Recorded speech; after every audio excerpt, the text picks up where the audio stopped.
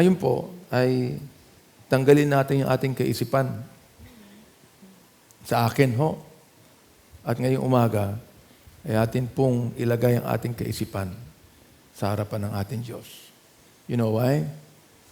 Sapagkat ang Diyos ang nakapangyayari. Iniisip ko maigi sa barangay election sa October. Mag-ingat po kayo sapagkat pera ang iiral. Ibang klase na ho ito.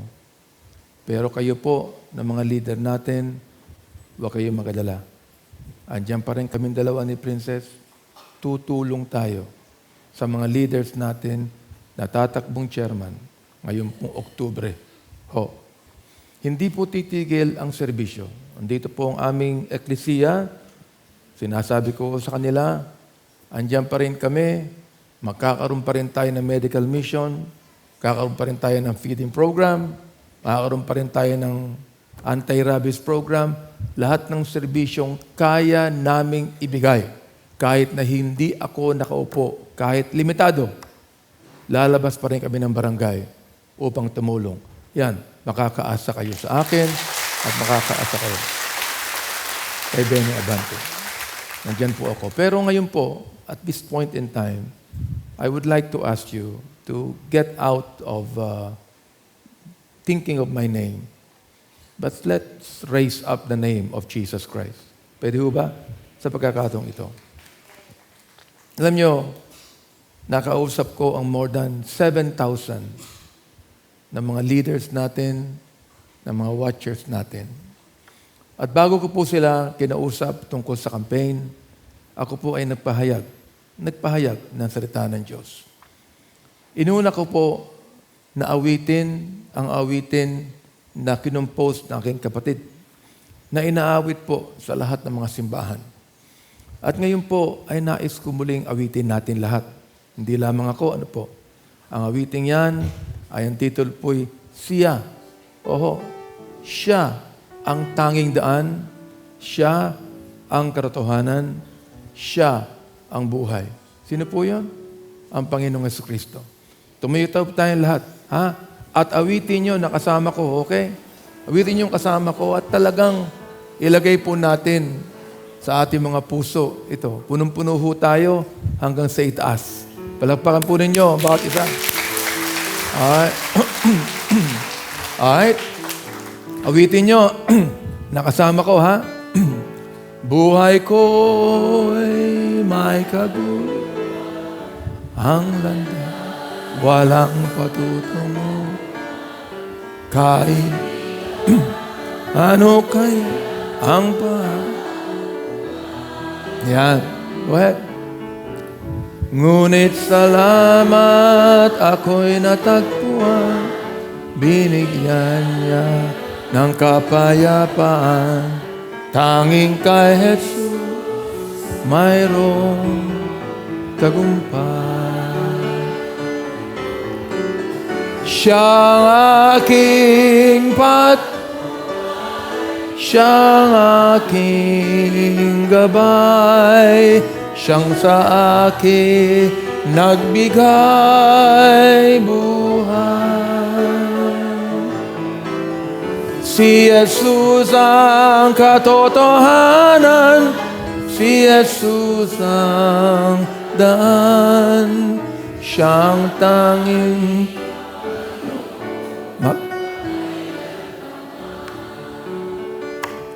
Yan lang po ang mensahe ko sa inyo. Wala nang iba. Hindi po ang pangalan ko. Walang kwenta ang pangalan ko. Hindi po mahalaga ang pangalan ko. Ang mahalaga, ang pangalan ng Panginoong Jesucristo. Na siyang nagbago ng buhay ko. At magbabago ng mga buhay ninyo. Marahil, ngayon nyo lang ako nakita umiyak. Hindi ho para sa akin sarili. Kundi kung kilala lamang ng bawat isa, ang Panginoong nakilala ko, magbabago po ang lipunan ito. Yan po ang ibig sabihin ng awiting yan. Ating awitin yung pangalawang strofa. Alright? Awitin po natin lahat. At ngayon sa aking buhay, siya'y nagbabantay. Ang pag-ibig niya'y tunay na walang kapantay. Hinding-hindi na ako mangangamba, si Jesus laging kasama. Siya ay akin at ako'y sa Kanya. Siyang aking gabay, siyang sa akin nagbigay buhay. Si Jesus ang katotohanan, si Jesus ang daan, siyang tanging Panginoon magpakailan pa man. Ating ulitin yung koro, right? Ating namnamin to. Siyang aking patnubay, siyang sa akin buhay.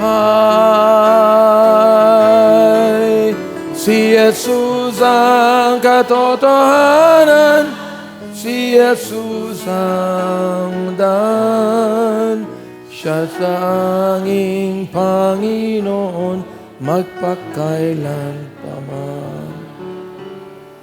Gusto ko kayong dalhin sa John chapter 14. Habang tayo, ay gusto kong basahin mula roon sa verse number 1 hanggang verse number 6 of John chapter 14. Marahil sa marami sa inyo, ngayon lang kayo makakabasa ng salita ng Diyos.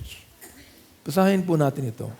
Ito ang sinabi ng ating Panginoon sa kanyang mga apostol. Ano po ang sabi niya? Let not your heart be troubled. You believe in God, believe also in me. In my Father's house are many mansions. If it were not so, I would have told you. I go to prepare a place for you. And if I go and prepare a place for you, I will come again and receive you unto myself, that where I am, there you may be also. And whither I go you know, and the way ye know.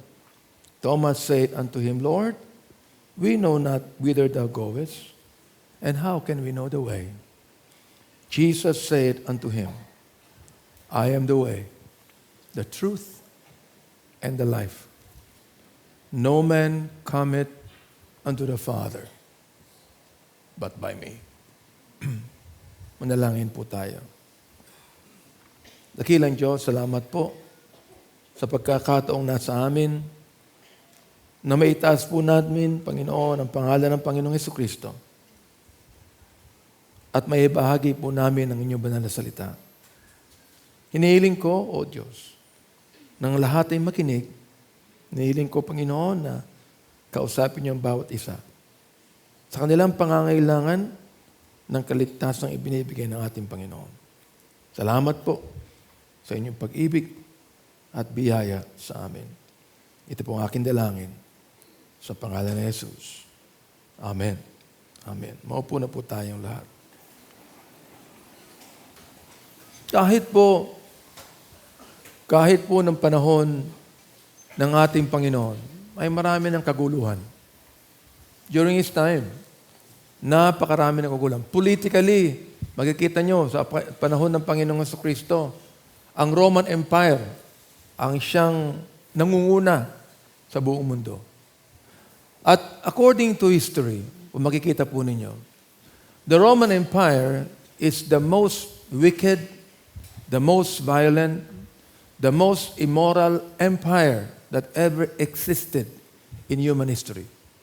Wala kayong makikitang anumang kingdom, anumang kaharian, anumang leader na pinakamasama, kundi ang Roman Empire. Lahat po ng klase ng debauchery, lahat ng klase ng immorality, lahat ng klase ng kawalang respeto sa tao at kawalang respeto sa batas ay nandun na nung panahon ng ating Panginoong Jesucristo. At makikita po ninyo kahit ang bayan na kinabilangan ng ating Panginoon ng bansang Israel, nang ang Panginoon po ay naparito, tinanggihan po siya ng kanyang bayan. Tinanggihan ng kanyang mga kamag-anakan. Tinanggihan ng kanyang kababayan. Ang sabi nga ng banal na kasulatan, He came unto His own, and His own received Him not. Ano kaya't atin nakita na ang ating Panginoon ay namatay sa krus ng Kalbaryo? Di po ba? Namatay siya, inilibing, nabuhay na maguli. Naghirap po para sa atin sapagkat tinanggihan ang kanyang mensahe. Alam nyo, sa lahat ng siglo, sa lahat ng kapanahunan ng mundong ito, makikita po ninyo na palagian mula nung nagkasala si Adan at si Eva, mula nung panahon ni Noah, mula nung panahon na ginunaw ng mundo, ng Panginoon ng mundong ito sa pamamagitan ng baha, makikita po ninyo na wala ng katinoan ang ating lipunan. Lalong sumasama. At hindi po tayo kinakailangang magulat kapag tinatanggihan ng lipunan ang isang matinong tao. Hindi tayo kinakailangang magulat dyan. Alam nyo, ang sabi nga ng aking kapatid, hindi naman po yung tayo ay pinapahintulutan ng Diyos na palaging manalo eh. Pero alam nyo ba ang kalooban ng Panginoon sa atin? Lumaban eh. Lumaban po sa lahat ng katiwalian. Lumaban upang iwagayway natin ang katotohanan. Lumaban upang iwagayway natin ang katinuan sa lipunan. Tanggihan man tayo, huwag naman tayo magtagumpay. At least, nagawa natin ang ating magagawa upang sabihin sa lipunan natin, ito, nais nating itayo ang bandila ng Panginoon. Ang bandila ng katotohanan, yan ang nais nating mangyari sana sa ating bayan.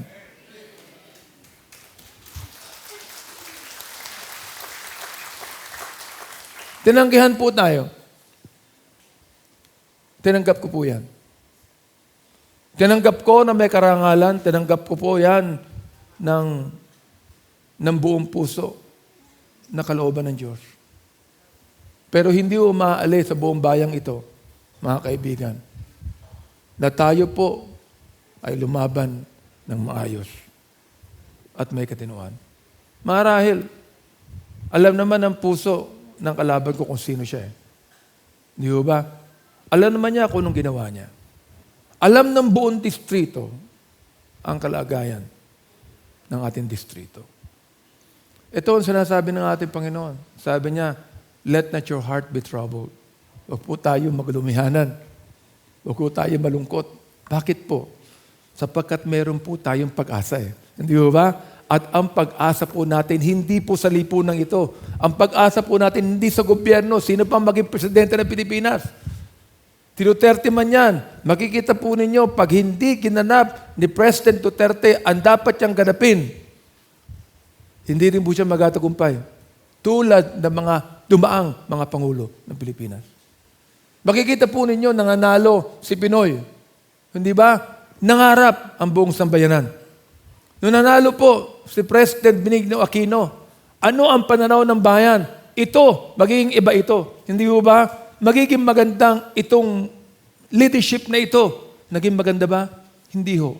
Ganun pa rin, lalong naghirap ang mga Pilipino. Sabi ko nga sa mga members namin, bakit hindi kayo lumakad na katulad ko?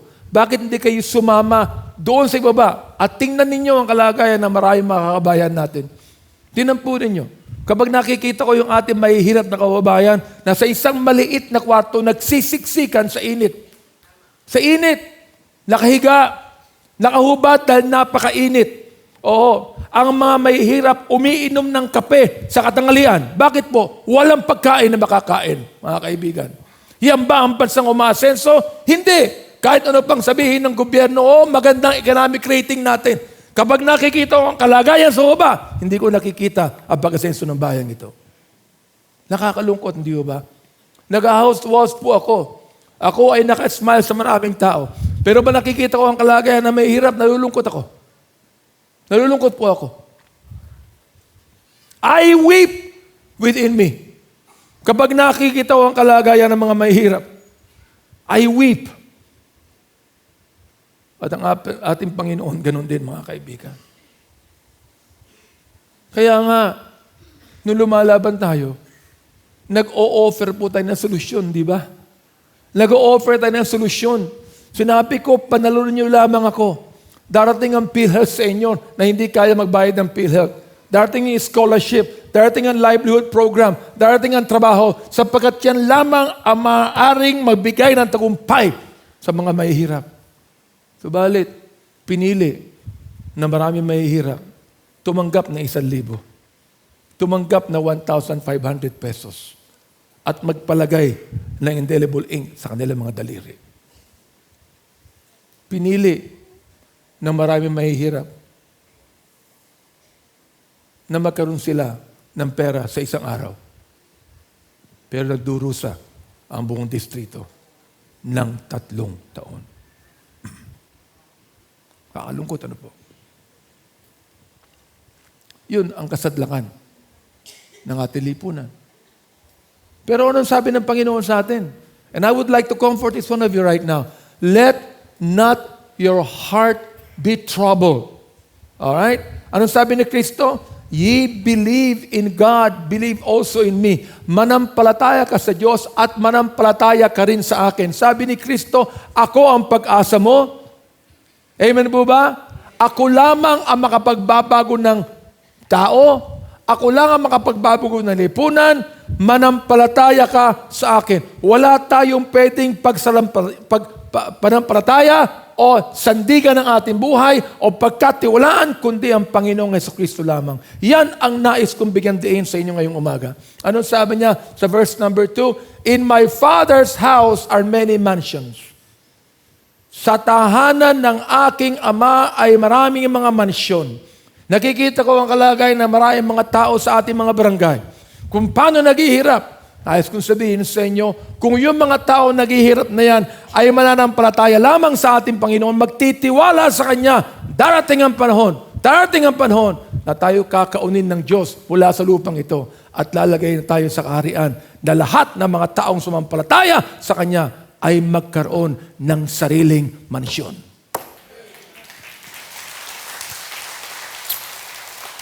Alam niyo po, dito po sa aming church, nagsimula po ako dito at karamihan po ng mga members namin ay mahirap din na katulad ng marami.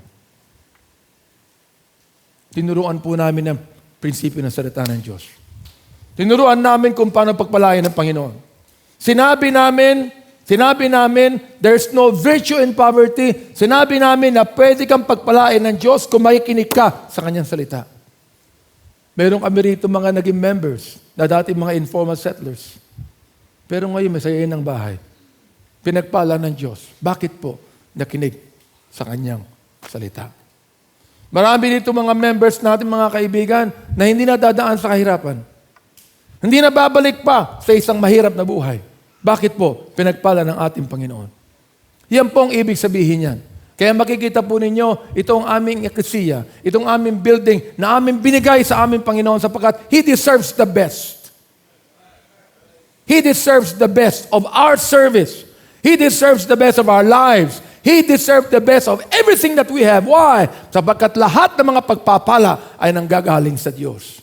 Alam niyo po mga kaibigan, nais kong sabihin sa inyo, ayaw po ng Panginoon na merong mahirap. Alam niyo po ba yan?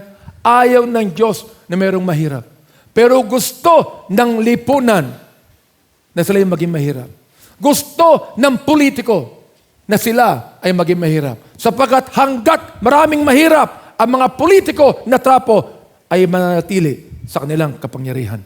Kapag nawala ang kahirapan dito mga kaibigan, kapag ang tao po ay natuto ng prinsipyo ng Diyos, wala na ho yung mga vote buying. Wala na ho yan. Hindi na ho magtatagumpay yan. Pero ang kaso, hindi na ho siguro kayang bilhin ng politiko pang isang tao po ay nakakaangat na eh. Alam niyo bakit? Kapag nakakaangat na ho yung tao, mahirap na hong bilhin, mas mahal na. Naunawaan niyo ba ako? Ay kung wala kang trabaho, pwede ba yung 300 eh? Sa isang araw, pwede pa yung 500. Ngayon, pag may mga trabaho ka na, kinakala, 1,000 na yan. Oo. Pag maganda na yung bahay, hindi nangatanggapin na 1,000. Siguro 2,000 na kinakailangan. Kaya saan lahat ng mga Pilipino magkaroon at yumaman para yung mga politiko na nabibili ng boto, hindi na kayang bilhin. Mahal na Yan po ang kalagayan natin. Pero ano po sabi ng Panginoon sa atin, mga kaibigan? Ito pong ating buhay sa lupang ito is just temporary. Tama ho ba ako? Temporary lang po ito Bakit po? Mamamatay tayo lahat. Hindi mo alam kung kailan ka buhay Makikita po rin, alam nyo ba, sa ating distrito, meron 30 hanggat 40 ang namamatay araw-araw? Do you know that? In our district alone, 40 deaths every day. Karamihan po dyan, bata. Whether it be 1 year old, 5 years old, 30 years old, 40 years old, hindi lang ang matanda ang namamatay. Diyan yung imagine 40 namamatay araw-araw. Bakit po? Para ipakita sa atin na hindi permanente ang buhay na ito. There's nothing permanent in this life. There's only something permanent in God. Kaya nga po nakalagay sa ating versikulo, in my Father's house are many mansions. Sinong tatanggi sa inyo? Pag sinabi ng Panginoon natin, manampalataya ka sa akin, sapagkat sa kaharian ko, maraming tahanan, maraming bahay. Palagay ko, wala nga tanggi, di ba? Pero kinakailangan, makinig tayo kung paano. Hindi ba? Ang sabi ng Panginoon sa atin, hindi ko kinakailangan na gumawa ka Hindi ko kinakailangan magrelihiyoso ka Hindi ko kinakailangan na ma-pray ka araw-araw. Hindi ko kinakailangan na ikay magdepende sa paniniwala mo. Ang sa akin lang, buksan mo ang puso mo sa akin, sabi ni Kristo. Manampalataya ka sa akin, sabi ni Jesus. Tanggapin mo ko sa buhay mo at babaguhin kita. Ayun po sabi. If it were not so, I would have told you. Verse number 2, I go to prepare what? A place for you.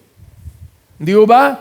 Ang ating Panginoong Hesus, nagdusa, namatay sa krus ng Kalbaryo, inilibing, nabuhay ng muli. 50 days later, mula ng kanyang pagkabuhay ng muli, hanggang 50 days, ano nangyari? Umakyat sa langit. Hindi ba? Siya ay nagbalik sa kalangitan. For what reason? For what reason? Ang sabi rito, I go to prepare a place for you. And in verse number 3, and if I go and prepare a place for you, anong sabi niya? I will come again.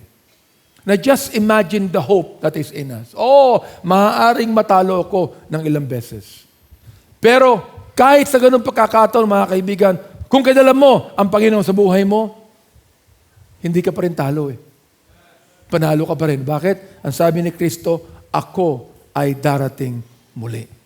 Nais kong sabihin sa inyo, mga kapatid, itong ating buhay ito hindi permanente, ang ating Panginoon ay darating muli. At siya ay darating sa mga taong sumampalataya sa Kanya. Siya ay darating sa mga taong tumanggap sa Kanya. Kaya ang sabi sa verse number 3, and if I go and prepare a place for you, I will come again and receive you unto myself, that where I am, there ye may be also. Alam niyo po, ang mundong ito, hindi lamang po ang tao may problema, pati ang panahon may problema Pati ang panahon nagbabago. Kaya ba natin ng init ngayon? 10 years ago, hindi ganito kainit. 10 years ago sa Pilipinas. Alam niyo ba yan? 10 years ago, hindi po umaakyat ng 41 degrees ang temperature sa Pilipinas. 10 years ago, mga kaibigan, pupunta ka ng Baguio, you can enjoy the cool weather in Baguio City. Pero ngayon, hindi na Nagbabago ang panahon. Bakit po? Sapagkat sobra na ang kasalanan sa mundo ito. Inalter ng tao ang panahon. Even the climate was altered by man, hindi ang Diyos. Why? Because God gave us a good earth. Hindi ba? God gave us a beautiful earth. Sino nagpasagawa? Sino nagpapangit? Tao. Sa kasalanan ng tao. Papasalamat ako ng ating Panginoon na hindi tayo iniwan. Amen po ba? Hindi tayo iniwan. Nandiyan pa rin siya. At anong sabi niya? Nung tinanong ni Thomas ang Panginoon, Lord, saan ka pupunta? Lord, paano namin malalaman ang daan? Ang sabi niya sa verse number 6, Jesus saith unto him, I am the way, the truth, and the life. Itong ganda ng gusaling ito, iiwan po namin balang araw yan. Pagdating na aming Panginoon, iiwan po namin ito. Kung sino man sa inyo ang gusto mag-may-ari nito, sabihin nyo lang sa akin. Gagawa tayo ng kontrata. Pag alis namin dito, punta namin sa langit, iiwan ko sa inyo to. Sa inyo lahat to. Gusto nyo? Pero alam nyo ba, kahit maganda itong building na ito, kahit gusto ko na rito, mas gusto ko na ako ay kapiling ng Diyos doon sa kaitaasan. O ang sabi ng Panginoon, ako ang daan. Maraming tao, ang kanilang iniisip, ang simbahan ng daan. Hindi po ito ang daan. Hindi po. Ang relihiyon ng daan. Hindi po relihiyon ng daan. Magkaroon ka lang ng pera, yan na ang daan. Mga kapatid, may pera din ako, pero hindi yun ang daan. Di ba? May pera din po, hindi po ako nagkakaroon ng tunay na kasiyahan sa pera. Sino sa inyo rito ang makapagsasabi sa akin na ang perang nakukuha ko, gaano karami yan, ang mabibigay sa akin ng kasiyahan? Wala po. Tama po ba? Oo. Kailangan po natin ng pera. Yung nagbenta ng boto nila, ubos na yung pera eh. Tama po ba ako? Kahit 1,500 yan, 2,000 po yan, pesos. Ubos na po ngayon yan. Meron ba silang pagkukunan? Wala na. Maghihintay naman sila sa eleksyon.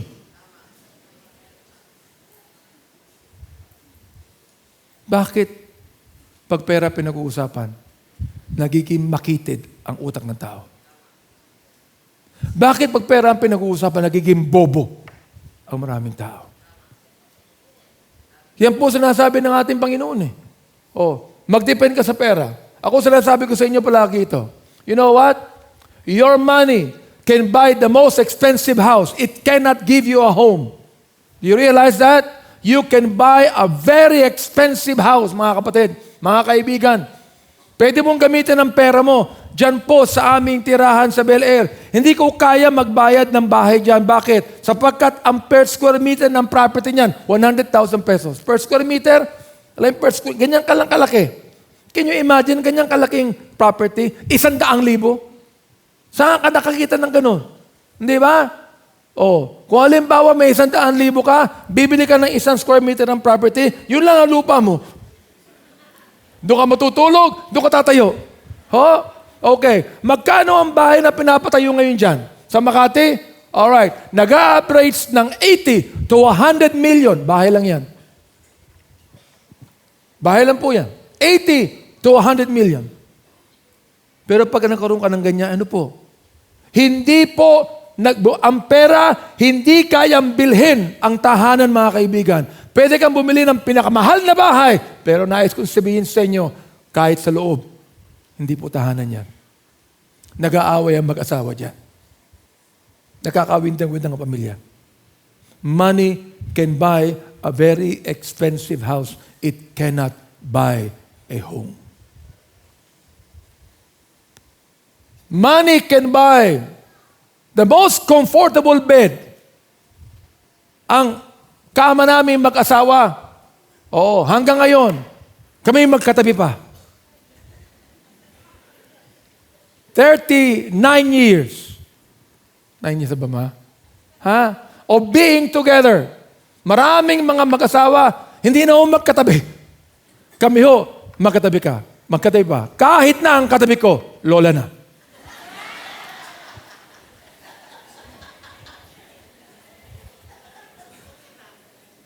And we have a very expensive bed. Napakamahal po nung kama namin sapagkat mayroon akong back pain. Kaya binili kong kama yung pwede mong itaas, pwede mong ibaba, pwede kang maglaro. Alright? Napakaganda. But you know what? I'll tell you this. You can buy the most expensive bed, but you cannot buy sleep. Hindi ba? May mga pagkakataon. Nung ako po, nalaman kong talo ako'y nahiga. Ang ganda ng kama ko, hindi ako nakatulog. Hindi ako nakatulog. Pag ganun ako sa kama, hindi ako nakatulog. Nag-iisip ako na malalim. Tinatanong ko ang Panginoon, Lord, why? Bakit? Bakit, Panginoon? Why? Because a very, very comfortable bed cannot give you sleep.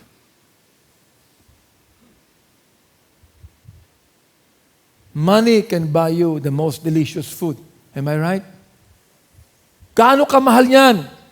Oo. Yung caviar na mabibili mo sa Europe, for example, ang mahal ng caviar. Hindi ko alam kung nakatikim na kayo. Alam niyo ba? Nakatikim na ho kayo niyan, yung caviar. Alam niyo ba yon? Oo. Pero ang mahal niyan sa Europe, oo. Can you imagine caviar na ganyang kaliit? $25.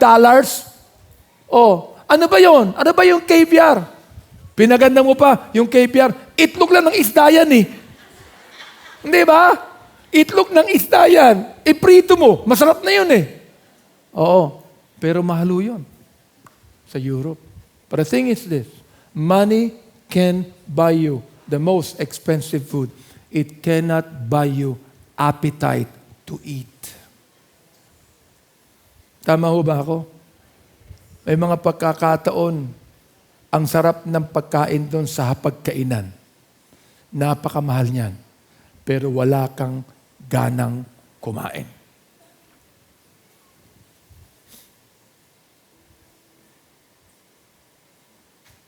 Money can buy you the most expensive and effective medicines.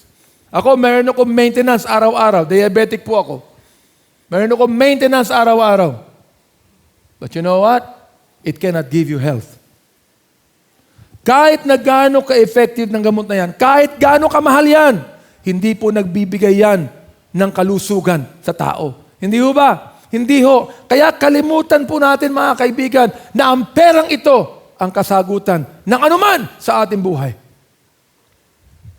Ito money can buy you supporters, but money cannot give you true friends. Hindi mo ba? Ang pera pwedeng bumili ng supporter, pwedeng bumili ng mga kakilala, pero ang pera kahit kailanman, hindi pwedeng bumili ng tunay na kaibigan. At salamat sa inyo, kapagkat kayo ang mga tunay kong kaibigan.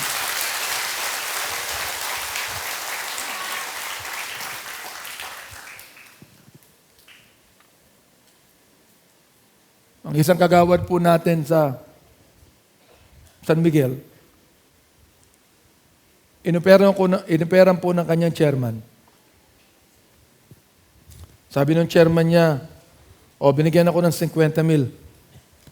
Hati tayo. Sa iyo ang 25,000. At inofferin 25,000 in front of him. Anong sabi ng kagawad? Chairman, pasensya na ho kayo. Kailangan ko yung perang yan. Pero mas kailangan ko ang pagkikipagkaibigan kay Benny Abante.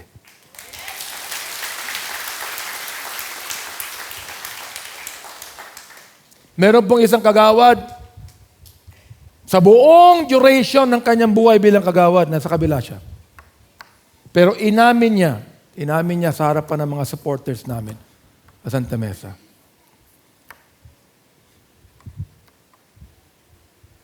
Binibigyan siya ng 100,000. Just imagine, 100,000.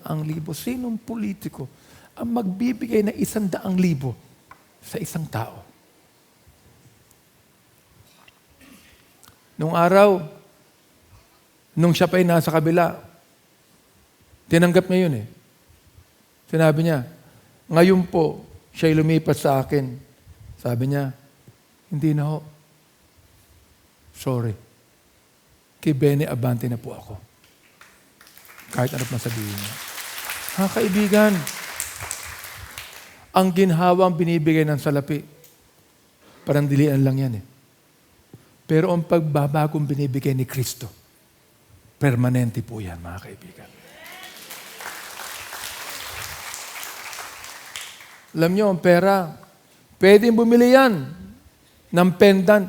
Lagay mo ng krus dito, isabit mo sa iyong liig. Pero kahit kailan, ang pera hindi bumibili ng kaligtasan binibigay ni Kristo. Yan ang isang bagay na nais ko malaman ninyo. Kaya alam nyo, nung sinabi ni Thomas sa kanya, Panginoon, paano ko malalaman ang daan? Ang sabi ng Panginoon, Thomas, makinig ka. Ako ang daan mo. Ako ang katotohanan mo. Ako ang buhay mo. Walang makakaparating doon sa aking Ama, kundi sa pamamagitan ko. Siguro, napapansin nyo ang ugali ko. Ako po'y makagalitin din eh. Tanungin niyo yung mga staff ko. Pag ako nagalit at mali ang ginawa nila, sinisigawan ko yan eh. Pero kahit kailan, wala kayong marinig sa akin na mura. Maaaring sigawan ko yan, pero wala kayong marinig sa akin mura. Kilala niyo yung buhay ko. Alam niyo na kahit ako mukhang masungit, ako yung mabait. Mabait ako ngayon. Tinanggal ko na yung bigote ko eh. Binago ko na yung aura ko, yung appearance ko eh. Hindi ba? Bakit po? Sapagkat mabait pa talaga si Benny Abante? Naku, hindi ho. Kung inyo lang matatalos ang puso ni Benny Abante, walang pinagkaiba yan sa makasalanang tao. Kung inyo makikita lamang ang puso ko, ang sabi ng Biblia, the heart is deceitful above all things and desperately wicked. Who can know it? Ito po'y madaya ang pusong ito. Napakasama ng pusong ito, mga kaibigan. Pero alam niyo ba? Hindi pa ho ako perfecto ngayon eh. Marami pa rin akong kalokohan sa utak.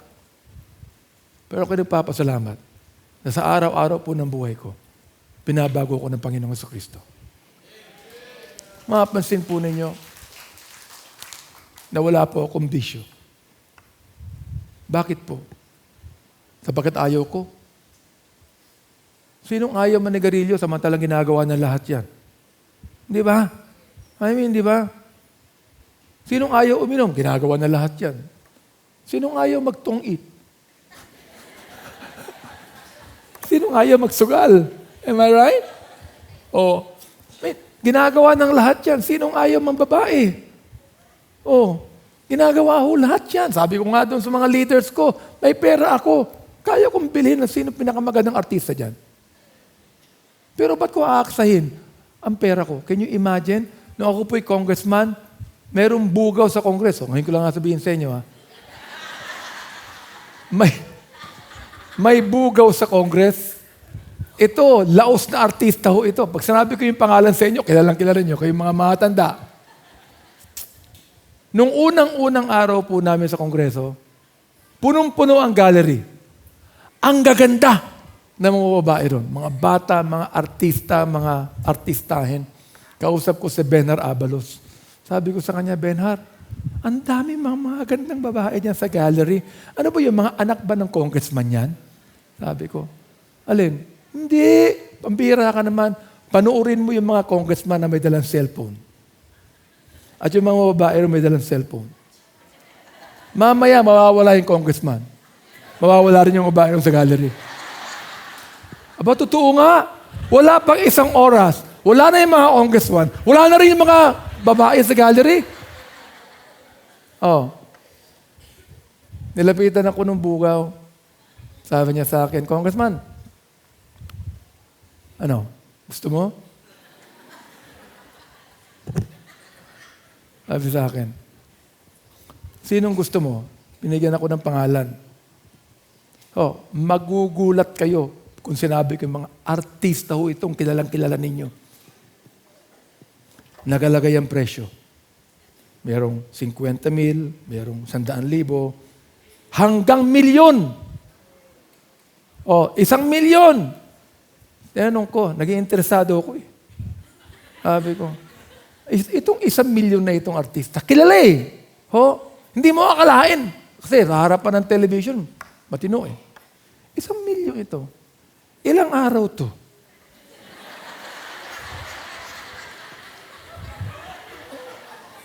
Sabi sa akin, isang linggo, Congressman, pwede mong dalhin sa Hong Kong. 1 week kayo ron. Oo. Pero syempre, yung shopping sa'yo yan. Yung hotel sa'yo.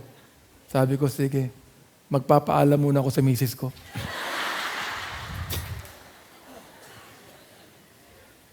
Everyone in this society has a price tag.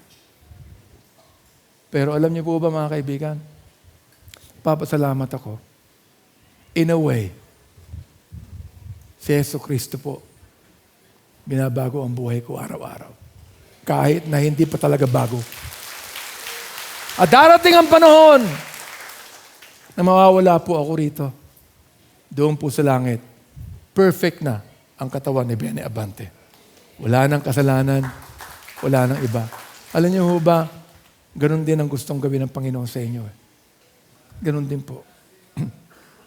Napakasimple lang po ang kinakailangan gawin niyo. Doon po sa John chapter 3 verse number 16, huwag niyo kalimutan yung verse niya, napakahalaga. Anong sabi? Basahin po natin. Ready, go. For God so loved the world that He gave His only begotten Son, that whosoever believeth in Him should not perish, but have everlasting life. Dahil sa pag-ibig, binigay niya ang kanyang anak. Dahil sa pag-ibig, ang kanyang anak naparito.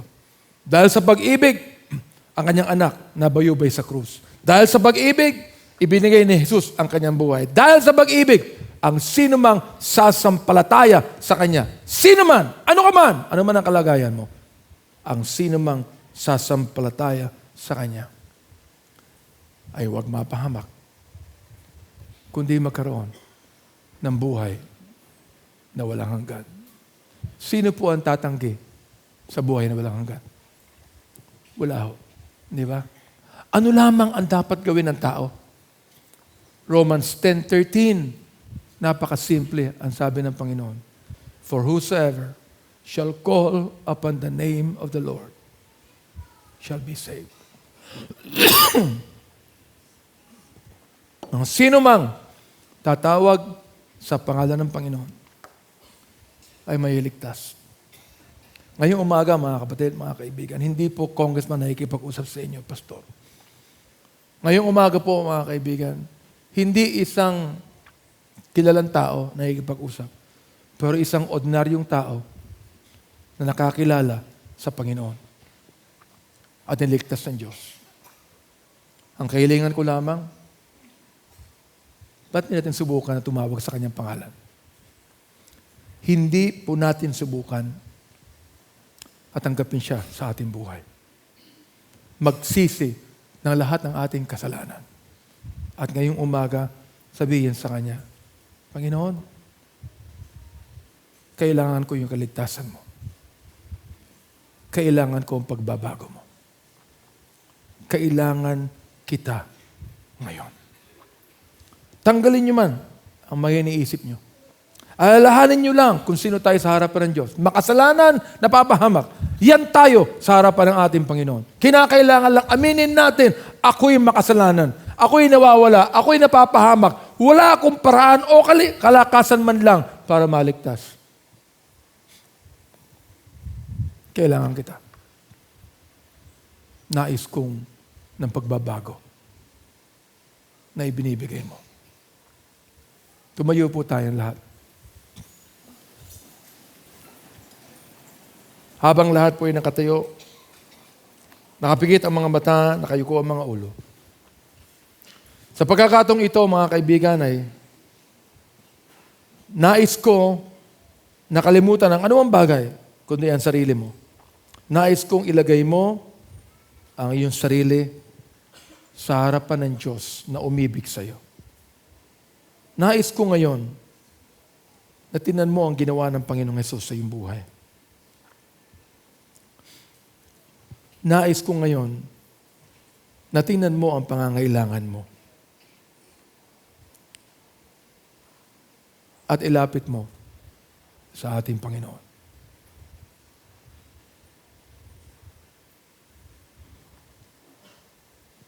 Sino po sa atin dito ang magsasabi sa akin, Pastor, naintindihan ko ang mensahe. Kailangan ko siya sa aking buhay. Ipanalangin mo ako. Kailangan ko ang panalangin mo.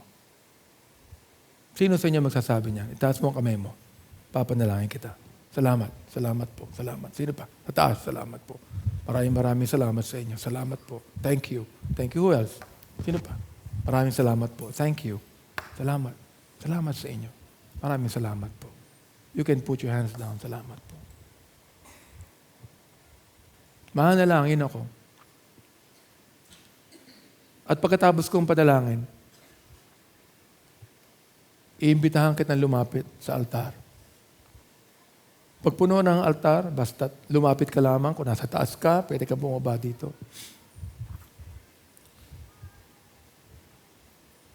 O kahit dyan sa itaas, dyan ka na lang. Papanalangin kita. Dakilang Diyos, ako po'y lumalapit sa inyo ngayong umaga. Nagpapasalamat po, Panginoon, sa inyong biyaya. Nagpapasalamat po, Panginoon, sa inyong pag-ibig sa amin. Nagpapasalamat, O Diyos, na kahit kailan, hindi niyo kami iniwan at hindi niyo iiwan. Nagpapasalamat, Panginoon, sapagkat meron kayong mensahe na naisabahagi sa amin. Ang mensahe ng kaligtasan, ang mensahe ng buhay na pag-asa. Inihiling ko, Panginoon, naway malaman ng bawat isa na hindi po ako nakikipag-usap sa kanila, kundi kayo. Ang inyong banal na Espiritu, O Diyos, ang nakikipag-usap. Inihiling ko na kayo po nawa ang patuloy na makipag-usap. At akin po makita, marami po sa kanila na nais lumapit sa inyo. Tanggapin kayo sa kanilang mga buhay. Aminin po sila yung makasalanan. At tunay nga po na manampalataya sa inyo lamang. Salamat po, Panginoon, sa inyo ngayong umaga. Ito po ang aking dalangin. Sa pangalan ni Jesus. Amen.